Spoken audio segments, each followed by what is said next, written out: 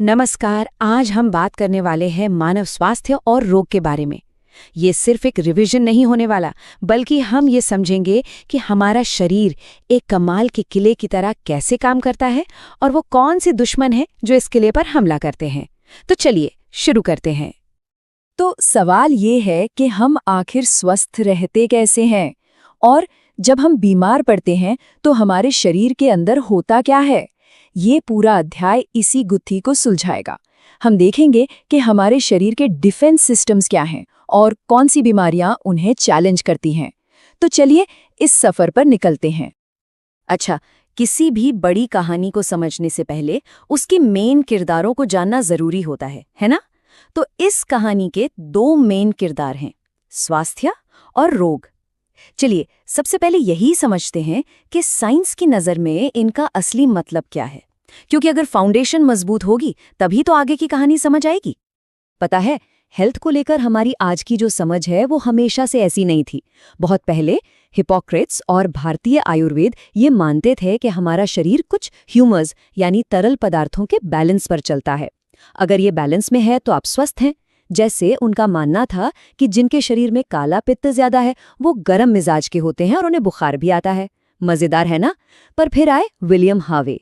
उन्होंने blood circulation की खोज की और ये पूरी गुड ह्यूमर वाली थ्योरी खारिज हो गई। आज हम जानते हैं कि ये कोई जादुई लिक्विड नहीं, बल्कि हमारा इम्यून सिस्टम, नर्वस सिस्टम और एंडोक्राइन सिस्टम है जो मिलकर हमें स्वस्थ रखते हैं। तो फिर स्वास्थ्य का असली मतलब क्या है? ज्यादातर लोग सोचते हैं कि अगर कोई बीमारी नहीं है तो मतलब हम हेल्दी हैं, लेकिन ये आधा सच है। वर्ल्ड हेल्थ ऑर्गेनाइजेशन के हिसाब से स्वास्थ्य का मतलब है पूरी तरह से ठीक होना, फिजिकली, मेंटली और सोशली भी। मतलब सिर्फ कार का इंजन ठीक होना काफी नहीं है, पूरी गाड़ी का आरामदायक और सुरक्षित होना जरूरी है।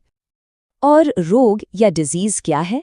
सीधी सी बात है, जब हमारे शरीर की मशीन का कोई एक या ज्यादा अंग या सिस्टम ठीक से काम करना बंद कर दे और शरीर में कुछ अजीब से साइंस और सिम्टम्स दिखने लगे तो हम कहते हैं कि हम बीमार हैं, मतलब हमें कोई रोग हो गया है।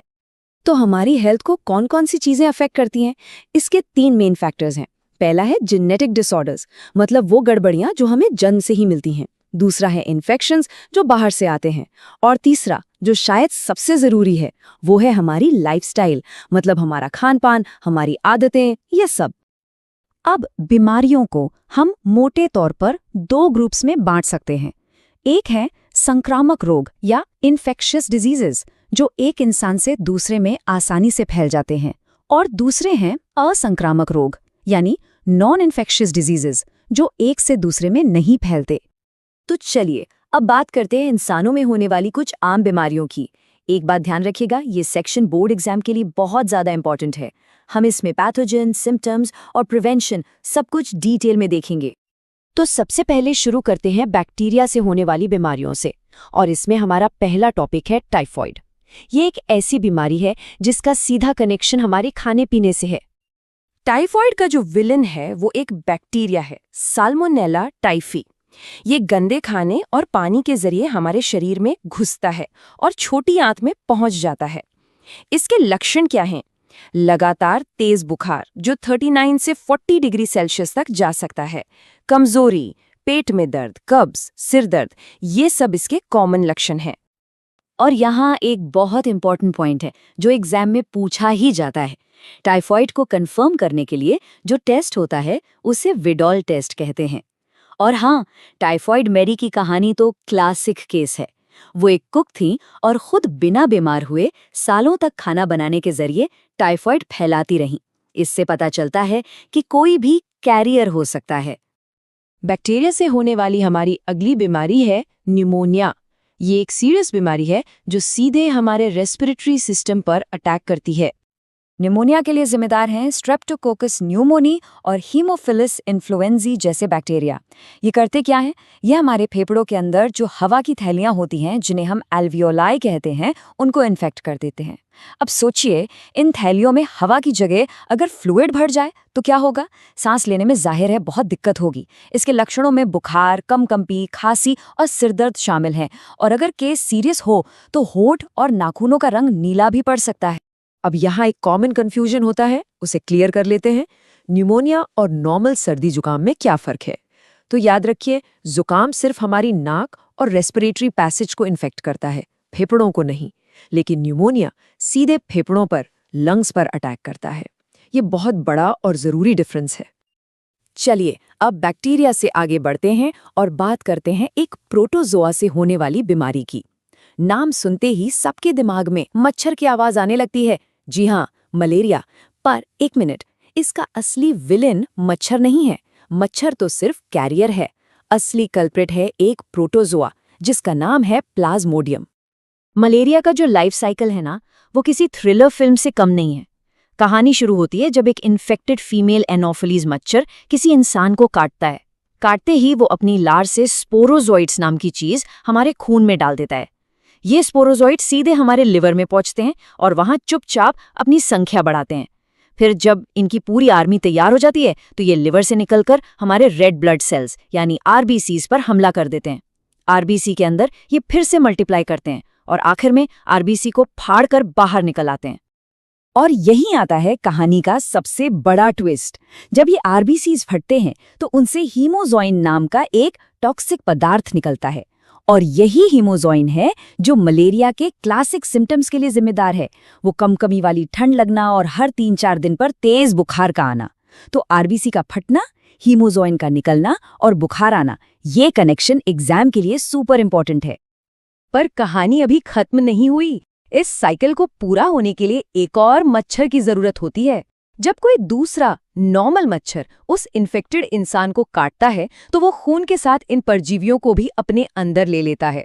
अब मच्छर के पेट में इनका फर्टिलाइजेशन और डेवलपमेंट होता है। आखिर में ये फिर से स्पोरोजोइड्स बन के मच्छर की लार ग्रंथियों में जमा हो जाते हैं और अब ये मच्छर तैयार है इस साइकिल को किसी नए इंसान में शुरू करने के लिए। तो हमने कुछ बीमारियों के बारे में तो जान लिया। अब ये समझते हैं कि हमारा शरीर इन दुश्मनों से, इन पैथोजन से लड़ता कैसे है। चलिए अब बात करते हैं इम्यूनिटी की, यानी हमारे शरीर के डिफेंस सिस्टम की। इम्यूनिटी मोटे तौर पर 2 तरह की होती है। एक है सहज प्रतिरक्षा या इनेट इम्यूनिटी। ये वो इम्यूनिटी है जो हमें जन्म से ही मिलती है। ये नॉन स्पेसिफिक होती है, मतलब ये हर दुश्मन के लिए एक जैसी ही होती है। दूसरी है उपार्जित प्रतिरक्षा या एक्वायर्ड इम्यूनिटी। ये हम अपनी जिंदगी में डेवलप करते हैं। ये पैथोजन स्पेसिफिक होती है और इसकी सबसे खास बात है मेमोरी यानी याददाश्त। हमारी जो इनेट इम्यूनिटी है उसके 4 बैरियर होते हैं, एक किले की तरह। पहला फिजिकल बैरियर, जैसे हमारी स्किन। दूसरा फिजियोलॉजिकल बैरियर, जैसे पेट में मौजूद एसिड या मुंह की लार। तीसरा सेल्यूलर बैरियर, इसमें कुछ खास तरह के सेल्स होते हैं जैसे न्यूट्रोफिल्स और मैक्रोफेजेस जो दुश्मनों को खा जाते हैं। और चौथा है साइटोकाइन बैरियर। इसमें इंटरफेरॉन जैसे प्रोटीन होते हैं जो वायरस से इन्फेक्टेड सेल्स को बचाते हैं। अब बात करते हैं एक्वायर्ड इम्यूनिटी की सबसे बड़ी सुपर पावर की, और वो है मेमोरी। जब कोई पैथोजन पहली बार हमारे शरीर पर हमला करता है तो हमारा बॉडी एक रिस्पॉन्स देता है जो थोड़ा धीमा होता है। इसे हम प्राइमरी रिस्पॉन्स कहते हैं। पर हमारा इम्यून सिस्टम उस दुश्मन का चेहरा याद कर लेता है। अब अगर वही दुश्मन दोबारा हमला करता है तो हमारा शरीर उसे तुरंत पहचान लेता है और इस बार बहुत तेजी से और जोरदार हमला करता है। इसे कहते हैं सेकेंडरी रिस्पॉन्स। ये एक्वायर्ड इम्यूनिटी भी 2 तरह की होती है, एक्टिव और पैसिव। एक्टिव इम्यूनिटी में हमारा शरीर खुद एंटीबॉडी बनाता है। ये या तो किसी इन्फेक्शन के दौरान होता है या फिर वैक्सीनेशन के जरिए। इसमें टाइम लगता है पर यह लॉन्ग लास्टिंग होती है। दूसरी तरफ है पैसिव इम्यूनिटी। इसमें हमें बनी बनाई एंटीबॉडी दी जाती हैं, जैसे माँ के दूध से मिलने वाला कोलोस्ट्रम या फिर कोई एंटीटॉक्सिन इंजेक्शन। ये तुरंत असर दिखाती हैं पर ये टेम्पररी होती है। तो ये जो एंटीबॉडीज हैं, जो हमारे बॉडी की सोल्जर हैं, ये असल में प्रोटीन होते हैं। एक एंटीबॉडी मॉलिक्यूल में 4 पेप्टाइड चेन्स होती हैं, 2 लंबी और भारी जिन्हें हेवी H चेन्स कहते हैं और 2 छोटी और हल्की जिन्हें लाइट L चेन्स कहते हैं। इसीलिए इसे H2L2 से दिखाते हैं। हमारे शरीर में IgA, IgM, IgE, IgG इस तरह की कई अलग अलग एंटीबॉडीज होती हैं। चलिए अब आगे बढ़ते हैं और 2 बहुत ही गंभीर बीमारियों पर बात करते हैं, एड्स और कैंसर। ये दोनों नॉन इन्फेक्टियस हैं, पर आज के समय में ये बहुत बड़ी हेल्थ चैलेंजेस हैं। सबसे पहले एड्स। इसका पूरा नाम है एक्वायर्ड इम्यूनोडेफिशिएंसी सिंड्रोम। जैसा कि नाम से ही पता चल रहा है, ये एक सिंड्रोम है, मतलब इसमें इम्यूनिटी कम हो जाती है। ये होता है HIV यानी ह्यूमन इम्यूनोडेफिशिएंसी वायरस की वजह से। और याद रखिएगा, HIV एक रेट्रोवायरस है। इसका मतलब है कि इसका जेनेटिक मटेरियल RNA होता है, DNA नहीं। तो ये HIV वायरस काम कैसे करता है? देखिए, ये बहुत चालाक है। ये वायरस सबसे पहले हमारे मैक्रोफेज सेल्स में घुसता है। फिर ये रिवर्स ट्रांसक्रिप्टेज नाम के एंजाइम की मदद से अपने RNA से DNA बनाता है। अब ये वायरल DNA हमारे होस्ट सेल के DNA के साथ जुड़ जाता है। इसके बाद हमारा ही सेल इस वायरस के लिए एक फैक्ट्री की तरह काम करने लगता है और नए वायरस बनाने लगता है। और सबसे बुरी बात ये है कि ये नए वायरस हमारे इम्यून सिस्टम के सबसे ज़रूरी सेल्स हेल्पर T लिम्फोसाइट्स पर हमला करके उन्हें ख़त्म कर देते हैं।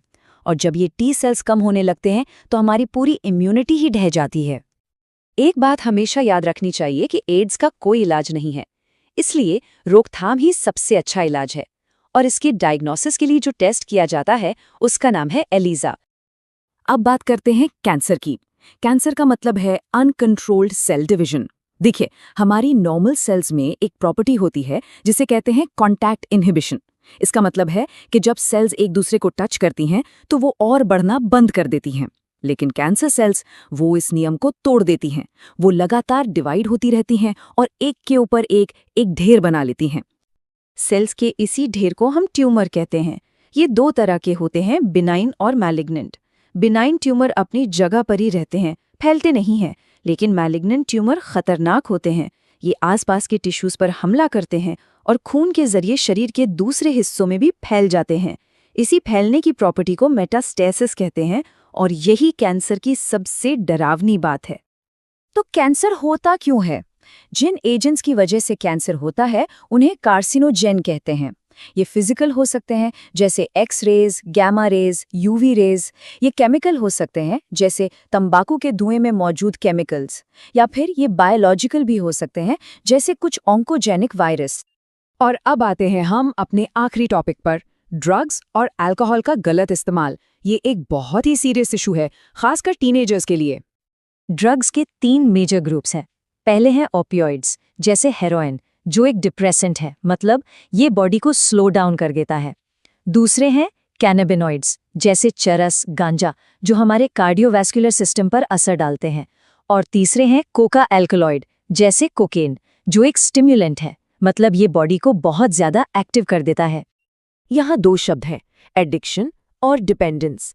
एडिक्शन एक साइकोलॉजिकल अटैचमेंट है, मतलब दिमागी तौर पर ड्रग्स से जुड़ जाना, जबकि डिपेंडेंस एक फिजिकल चीज है। इसमें बॉडी को ड्रग की ऐसी आदत हो जाती है कि अगर उसे लेना बंद कर दिया जाए तो शरीर में विड्रॉल सिंड्रोम दिखने लगते हैं, जो बहुत तकलीफदेह होते हैं। तो हमने पूरा चैप्टर कवर कर लिया है। चलिए अब एक फटाफट वाला क्विक रिवीजन करते हैं ताकि सारे इंपॉर्टेंट पॉइंट्स दिमाग में बैठ जाएं। तो ये है आपकी फाइनल रिवीजन शीट। चलिए तेजी से देखते हैं। टाइफॉइड का pathogen Salmonella typhi, test Widal test. Pneumonia कहाँ असर करता है? फेफड़ों के एल्वियोलाई पर। मलेरिया का पैथोजन प्लाज्मोडियम, वाहक फीमेल एनोफिलीज मच्छर। एड्स का वायरस HIV, जो एक रेट्रोवायरस है। ये किस सेल पर हमला करता है? Helper T lymphocytes. कैंसर का मतलब अनकंट्रोल्ड सेल डिवीजन और मेटास्टेसिस। इम्यूनिटी के 2 टाइप, इनेट और एक्वायर्ड। और ड्रग्स, हेरोइन एक डिप्रेसेंट, कोकेन एक स्टिमुलेंट। ये सारे पॉइंट्स आपको एकदम याद होने चाहिए। और जाते जाते आपके लिए एक सवाल छोड़ जाता हूं।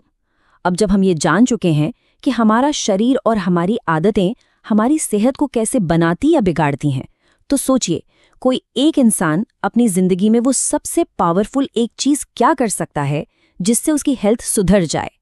इस पर जरूर सोचेगा, क्योंकि सही जानकारी को अमल में लाना ही अच्छी सेहत की तरफ पहला कदम है।